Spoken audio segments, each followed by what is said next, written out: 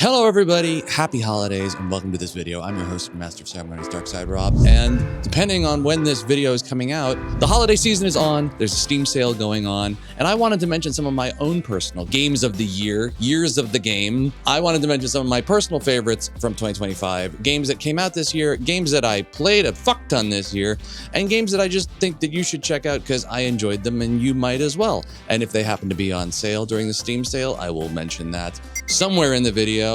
And yeah, I just figured, you know, 'tis the season for video game goodness, and what's a better way to do that than talk about some games that may not have gotten mentioned at the Game Awards. So without further ado, let's get into my own personal DarkSideRahb's games of 2025 that he played more than anything else and may not be from release calendar 2025, but are worth playing because I said so. There you go. I got to keep workshopping this title, but I think that'll do for now. First up, my most surprising game of 2025 absolutely has to go to Tainted Grail: Fall of Avalon. This is a game that for me feels in a similar vein to something like Remnant from the Ashes, in that I had no idea that this game was even coming out. Pretty sure I saw Co-Carnage playing it and then was like, wait, somebody made a Skyrim-like? Sign me up, I'm in. And I played through like the prologue and was totally sold on it, and then dropped it like a bad habit because I went and actually played some actual Skyrim because I have a problem and I needed to play Lorim, the mod pack for Skyrim. I didn't need to do that. I could have just played Tainted Grail: Fall of Avalon, which is really great, and there's been a lot of big patches coming out for it because they were having some issues with the third act of the game, but I think most of those are fixed now. I've seen some people on Twitch play this, but it has not gotten the attention that I definitely think it deserves this year. It is definitely the best game of that genre, what was started by, you know, Oblivion and Skyrim, and I think if you like those games, you will absolutely enjoy the hell out of Tainted Grail: Fall of Avalon. Next game on my awards list for this year is my most played game of 2025, and that has to go to Guild Wars 2, which I think is maybe half true, because I think the other one that also was my most played for this year was probably Persona 3 Reload. There's something really interesting about both of these games for me, because I've played pretty much every version of Persona 3 that has ever existed, and then I've played it again over and over throughout the years, and honestly, Persona 3 Reload is the best version of the game, in my opinion. I know not everybody agrees with that, but it is the purest form Persona game that has ever been released. If you thought Persona 5 was overwhelming and you're waiting for the Persona 4 remake to come out, Persona 3 Reload is an amazing way to get your feet back into the deep end of the pool that is the Persona universe. It's very user-friendly. There's been a lot of quality of life improvements, and it's just a phenomenal game, which is something that can also be said about Guild Wars 2, which I think is an MMO that I was never really certain I was sold on until it absolutely hooked me, and now I think it is one of the best MMOs that you can play. And there's no monthly fee. You can play all the way up to level 80 through the first like I think it's called Corteria content without spending a single solitary dollar. And then when you are ready to progress into the content that has been out since, the expansions are almost always on sale. I think the game looks amazing for a game that is going on 13 years old at this point, I think. And I really just enjoy the playing of it and experiencing it. And, you know, it's very drop in and drop out. You don't have to spend hours and hours and hours grinding in it to make it feel like you are making progress in the game. A lot of people refer to Guild Wars as being not a gear creep game. It is a very wide, horizontally built world where you reach a cap. You've reached sort of the top level, but there's still a lot more that you can uncover and do and experience that doesn't require you to forego old content in terms of new content or give up gear you've found in order to make it possible for you to complete what's recently come out. It's really fun, and getting into it literally costs you nothing in an age where nothing that is free is actually free anymore. And if you don't believe me, just go play a gacha game in 2025. Next category, games I shouldn't like, but I do. Arc Raiders. This one is fucking wild. I am not an extraction shooter person. I am not a competitive multiplayer person. I am not somebody who really likes shooter games with an emphasis on PvP. I'm very much a PvE person at heart, and I really love this game. And yes, does it stress me out to like no end? Does it make me crazy when shit goes sideways? Am I constantly like looking around being like, oh, there's something happening here? Yeah. No. Shit. No! It feels like something that you shouldn't want to subject yourself to because of all the ways that it can go completely upside down and backwards and just wreck your whole day and mood. But it's also one of the most unique games I've played this year with such an interesting design philosophy and such a unique result as a byproduct of the way that it was built. Where, sure, yes, if you're playing with duos or trios, you know, kill on sight can be a big problem for sure. But also the way people have been treating each other in the solo game, you know, wait, don't shoot, and, you know, actually being kind of civil and, you know, friendly and helping each other out and resulting in these just insane, unexpected moments of both, you know, hilarity, chaos, and really cool camaraderie is something that I cannot point to anywhere else in 2025 and be like, yeah, but this did it too. No, it really, Arc Raiders is a very unique thing. It's not for everybody, and not everyone's going to get around the extraction shooter thing, and a lot of people are going to see that and immediately be turned off by it, and I get it. But if you can get past that, you're going to experience something that is like no other game that's come out this year, or maybe has ever come out, like what Embark has accomplished with Arc Raiders. You really just have to try it and experience it for yourself to see what I'm talking about. Because in Arc Raiders, humans are a problem, but arcs are the true bad guys. Thanks a lot, guys. Thank you. I love it when people are nice. That's cool. Next category, most disappointing. Monster Hunter Wilds. And I say that as somebody who really enjoys this game. But it's not as good as Monster Hunter World. It just isn't.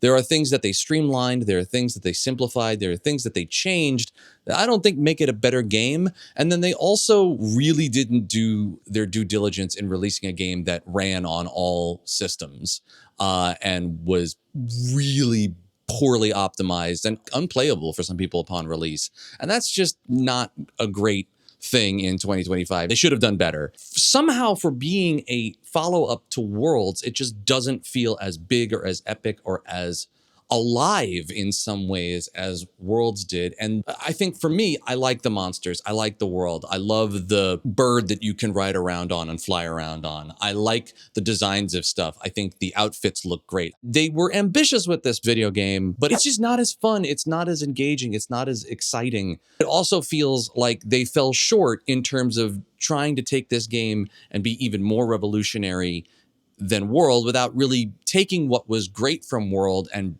building upon it, or just making that a better experience overall. And I think that's because they made the world traversal too inconsequential to, you know, it being called a monster hunting game. The hunt part got kind of lost in the streamlining process. And I think there just could have been more ways to salvage that without, you know, and make it better without going, well, the best thing we can do is just axe it entirely. Not my thing of 2025. Night Rain. This one was always going to be a tough one for me. Elden Ring Night Rain, from the minute it was announced, just did not strike my fancy in any way. Mostly because I think Elden Ring is just such a, it might seem silly to like compare Elden Ring and Arc Raiders, for example, but the thing I love about both games is just exploring those worlds and taking your time and maybe not running around from place to place and ignoring the design, the world building, the environmental storytelling, the details. Night Rain's whole thing is that it sort of pushes all of that aside for a game that focuses much more on the moment-to-moment action than the reason that I come to something like Elden Ring or a FromSoft game, which is, you know, the lore, the reasons for this world existing, and as well as the amazing combat and boss fights and, you know, number go up in terms of what is it in Elden Ring that you're collecting? It's not souls, but we'll just say it's souls for now because I can't remember what the actual word is. Night Rain just didn't scratch the same itches that I needed from something like Elden Ring, and I put it in a similar vein to something like Sekiro, where I'm like, oh, that's cool. I'll just go back to playing Elden Ring, or I guess it was Bloodborne at the time. And I love that people think it's great. I love that people are having a great time with it, but it's just not my thing.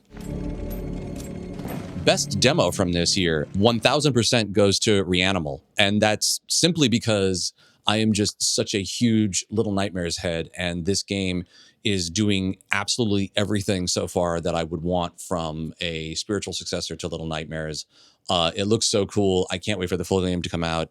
I didn't even finish the Reanimal demo because I didn't want to ruin or spoil what I'm already loving from that game. So yeah, I put that demo down because I was like, you know what? I know I'm going to enjoy this. I'll play it for real when it actually comes out. And the other one, which is sort of an honorable mention here, is Moonlighter 2, which I never played the original Moonlighter, but there's something really funny, interesting, amazing, cute, adorable. I love it about sort of like a top-down action-adventure game. It sort of feels like a cross-section of a FromSoft game with sort of like Bastion aesthetic and combat. But then there's also this really interesting shopkeeper mechanic of everything that you collect out in the overworld that you are fighting to bring back to the homestead. You end up actually like, you know, trying to run a business to, I think, eventually like pay, a tithe to this god that has shown up in your hometown that you're trying to get answers to questions from. And yeah, it just, I don't know, it seems charming. It seems really fun. I will be playing the full game when it comes out. And yeah, Moonlighter 2 looks like a really charming, excellent game. The demo you should definitely go check out because it's been mentioned on a bunch of Next Fests, as was Reanimal. And yeah, Next Fest is one of the best things that has happened to video games in a very long time. And I think has single-handedly revived and resuscitated the video game demo. Games I still need to play in 2025, which will now be in 2026. Death Stranding 2 and Hell Is Us. I've talked a bunch about these games. I don't really need to say much. I love Death Stranding 1 dearly. This is obviously not a game or a franchise for everybody. You either love it or fucking hate it. And I get that. I'm not going to try to convince you either way. I just think when that game came out and people didn't like it, I thought, well, that's just going to be it. And Kojima's going to go on to do something else. But through, word of mouth and people, changing their perspective on what a Kojima game could be or should be or doesn't have to be, people came around on it and it got a much better response over the long term than it did at launch. And I think that easily made an argument for a sequel much more compelling. And I'm glad that Kojima did it. And now I just have to fucking play it. My tablet just fell asleep because I'm not doing anything with it. That's cool. And then, of course, Hell Is Us is a game that I was really excited to play this year and just never got around to it. And it's one of these games that I think is very interesting in terms of its concept because it is fundamentally built around the philosophy of we are not going to hold your hand through this adventure game. And you're going to have to pay attention to the environment, pay attention to the enemies, pay attention to the stories and things that people tell you in this world in order to figure out how to get from A to B to Z, A to B to Z, A to B to C, A to B to Z, Ada Bada Bida. I'm hoping it won't be the only type of game to attempt this because I know not everybody thought it stuck the landing, but it is cool to see an action adventure role-playing game try something new in terms of how it conveys its story to the player through the actual playing of it rather than through a dedicated quest list with, exclamation marks over people's heads. It's just, I find it very interesting. And yes, I would like to know more. We have ways to banish such darkness. Better than I expected game of 2025. Assassin's Creed Shadows. No, I have not played Ghost of Yotei yet, and I cannot compare and contrast between the two. I like both franchises for different reasons, and I was a big fan of Ghost of Tsushima, so I will get around to playing Ghost of Yotei eventually. In the meantime, Assassin's Creed Shadows is better than I expected. I will just say I am still disappointed that the Assassin's Creed franchise has sort of ditched the whole Animus thing. And, the Desmond Miles storyline has long since been jettisoned into space. And that stuff is kind of gone from the overall storyline. But as a game that people have been bitching about for Ubisoft to make for over a decade now, I think it succeeds in a lot of ways. I also think it is still the Assassin's Creed game that you have seen Ubisoft make for the last couple of iterations. It still falls into that Origins, Odyssey, Valhalla kind of thing. But this one definitely returns to the heights of Origins for me in a way that Odyssey and Valhalla were both hugely disappointing. I think I've made it clear, on my Twitch stream and in previous YouTube videos that I think Valhalla was a extreme low point for the series. And it feels like they finally came around and made a game that feels like an Assassin's game, which was what was missing from both Odyssey And it's in the fucking title, guys. What are you doing? And yeah, I liked it. Most obvious recommendation of 2025, Claire Obscure Expedition 33. Again, I don't expect everybody to love this game, but I expect most people to get hooked from the start because it has one of the best hooks from a video game in 2025. I think if you like, games like the Persona games or, Metaphor Refantasio, or if you're just an RPG fan in general, I can't imagine people not just absolutely loving this game to death.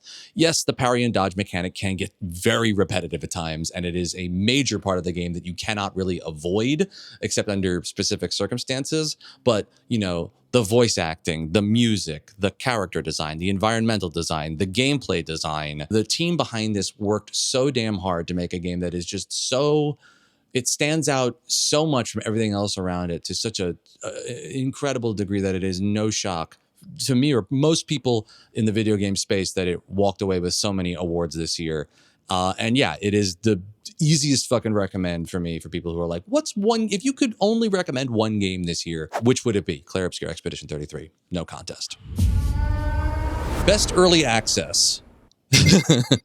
So best early access for me is, it's not really a category that I feel too connected to, but I will just say that I'm personally a big fan of the Druid class from Path of Exile 2, and that's been mine for this year. And I think it is definitely one of the best ARPGs that is out right now. I know not everybody agrees with that. I know that there are a lot of people who played and are still playing Path of Exile 1 who think that's the better of the two PoE games from Grinding Gear games. But yeah, after what I played of PoE 2, I don't think I could go back to PoE 1.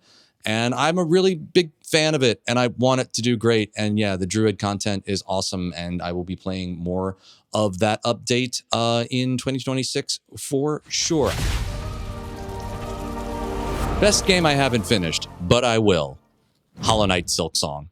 Hollow Knight Silksong is definitely one of the best games I played this year, and it is ridiculously difficult. It is so just chock full of designer love and heart and just such positive studio energy. Like Team Cherry, when you see the work they put into this, it's hard to walk away from it feeling anything other than just like absolute shock and awe at how fucking good that game is. Yes, it took 7 years to make, but they made it on their own pace, on their own time, on their own terms, and did exactly what they wanted with it. And they're already ready to put out, they're already ready to put out DLC for that game, which is fucking insane. And I'm so happy for them. I'm so happy that they are making the game the way they want to make it and doing exactly what they want to do with Silksong. And I'm in no rush to play through it because it's just really charming and awesome and fun and brilliant. And I want to take my time with it and just have a great time enjoying the fruits of Team Cherry's labor, and I cannot recommend that game enough. Who are you? What are you doing in here? Overlooked game of 2025, Atomfall. This game came out at the beginning of the year, and it was made by Rebellion, the guys who did the Sniper Elite games. And I played a couple of hours of it on stream, and I was really blown away by what I played. I think they made it in their own Sniper Elite engine that they use. It's not an open world game, really. It's a much smaller scale mystery story with, sort of survival elements in it. And there are some, first person combat things going on in there. And I don't know, it was incredibly impressive what I played of it. And then it just got sort of lost in the shuffle because of how much stuff came out this year. And I feel like this game should have gotten more attention and more love. And I think it's really hard because, Rebellion is absolutely known for the Sniper Elite games, and those games have done really well for them. And this is something that's very different, something they hadn't tried before. And I really think if it's on sale on the Steam sale and you're looking for something that's a little different, I think this could really be a cool thing for you all to check out. So I definitely recommend it.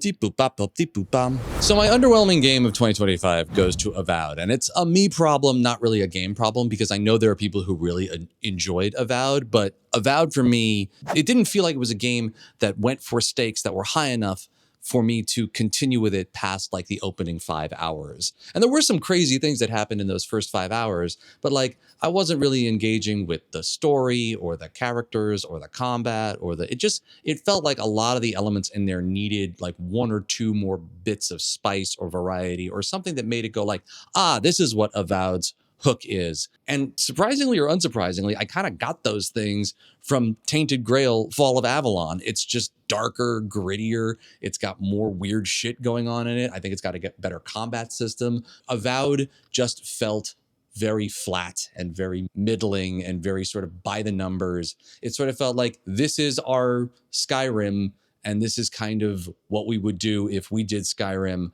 but it is in no way as like it. Avowed isn't even as complicated as Skyrim was when Skyrim came out, and Skyrim came out in 2011. It didn't feel like it was taking any risks to me. And I hate to say that because I love Obsidian and I really wanted this game to be great, but I feel like it needs the same kind of love and a second or third or fourth pass that, like, you know, the Outer Worlds 2 got, which honestly, the first 2 or 3 hours I played of the Outer Worlds 2 blew me away. So I know Obsidian can do it. I know they can probably make a version of this game that I love. I just don't think the version they released is it, unfortunately. Strangest game I played this year, Eclipsium. Eclipsium is a very unique little walking horror game that's not really a horror game, but it's definitely a psychological horror experience. And it's one of the most unique things I played this year. And I mentioned in a previous video that, like, I'm so glad that I played it because I don't think a lot of people played it this year. I only know one other streamer who played it. I personally walked away from it being like, this was one of the best 5 to 6 hour experiences I've played. It's just a fun / disturbing horror puzzler walking game, you know, exploring thing. It's not really a horror game, but it is psychologically disturbing for a lot of reasons. I very much put it in the same category as something like Mouthwashing, but Mouthwashing has a lot more story to it than this game. Eclipsium is much more environmental storytelling and you walking through and the story being told to you as you move from biome to biome to biome.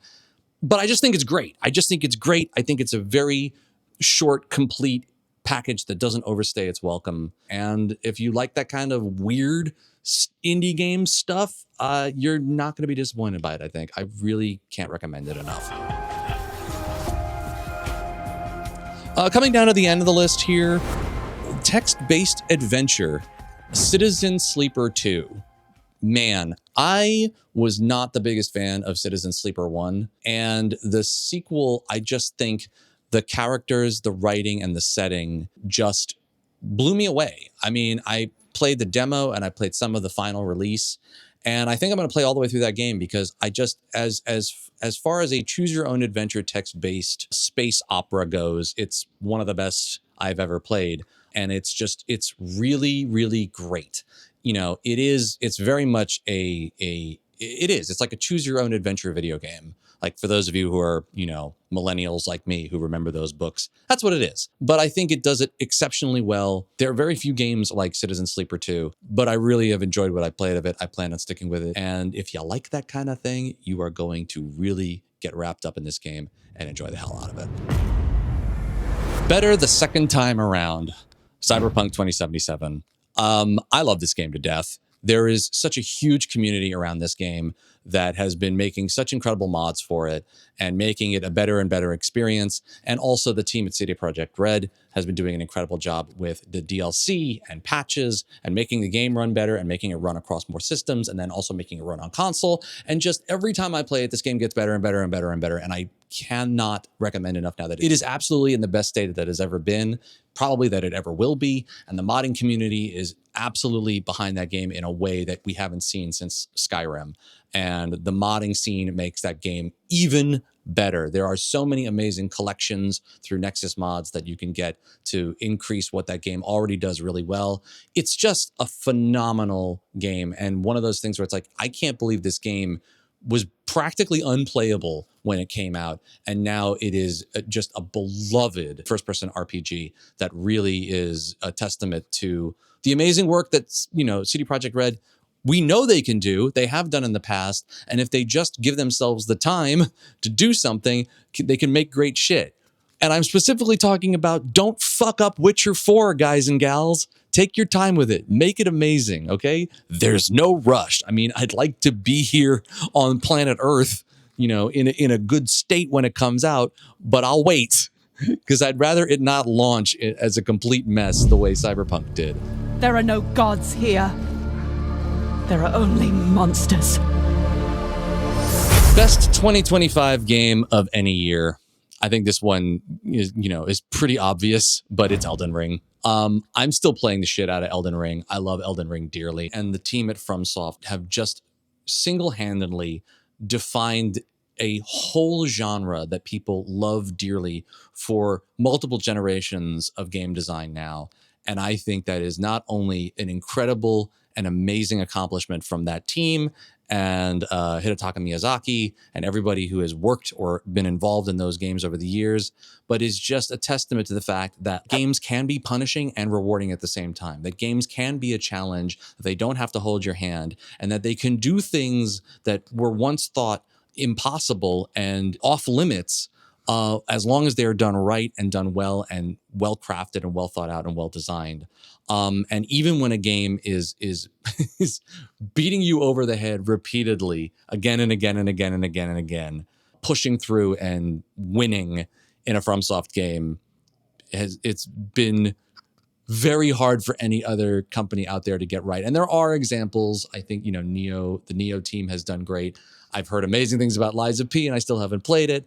And there are others, stepping up to the plate every day, giving it their best shot. But Elden Ring is head and shoulders above everything else in terms of what it accomplished. And if you haven't played it, what are you waiting for? And finally, what am I recommending for 2026? Well, I think the one that I'm really the most excited about is Control Resonant. Seeing Control Resonant at the Game Awards basically made me go, okay, everything else, you're going to need to stand over to the side here because I can only focus on the sequel to Control right now. I love Control dearly. I know I've said that in my last video and I'm saying it again here. That has easily now become my most anticipated game of 2026. And I'm also really going to use 2026 to catch up on 2025 games because I still have a shit ton of stuff I need to play. I mean, I'm still stuck in the middle of Indiana Jones and the Great Circle, which came out at the end of 2024 for crying out loud. And there's DLC coming out, I think, next year. But yeah, there's so much stuff to be excited about. And there's so much stuff that's already come out this year that's worth playing that, if you have the time, if you have the ability to get these games and you have the ability to play them, in the course of 2026, you don't need to be waiting for a 2026 game to come around. There are plenty of 2025 games out right now that are worth your time and effort and attention. And yeah, you should go play them. And I should as well, because I'm very behind in terms of my own list of must plays. So yeah, that's my best of from last year. My personal Game of the Year awards, the 2025 DarkSideRahb's GOATs, as it were. I think it's a pretty good list. I hope some of those games resonate with you and you'll check them out and have a good time with them. And I'm curious to hear what you played in 2025. What were your favorites? What were your bests, worsts, and in-betweens? And what are you looking forward to in 2026? That's going to do it for me here on this video. If you enjoyed this video and you want to see more stuff like this, be sure to leave a like and subscribe. And also, please leave some comments down in the comment section below. And last but not least, I want to take this last video of 2025 to say happy holidays, everybody. I will see you on my Twitch channel, twitch.tv/DarkSideRahb. I will see you all over the internet, on TikTok, on Instagram. And I will see you in the new year in 2026 with brand new videos, brand new streams, and brand new stuff to talk about and play and share with you all. Have an amazing holiday. Happy New Year. Until next time, keep playing those video games. Stay safe, everybody. Be good to each other now more than ever. Until then, from your host and master of ceremonies, DarkSideRahb, my family to yours. Happy holidays and peace out.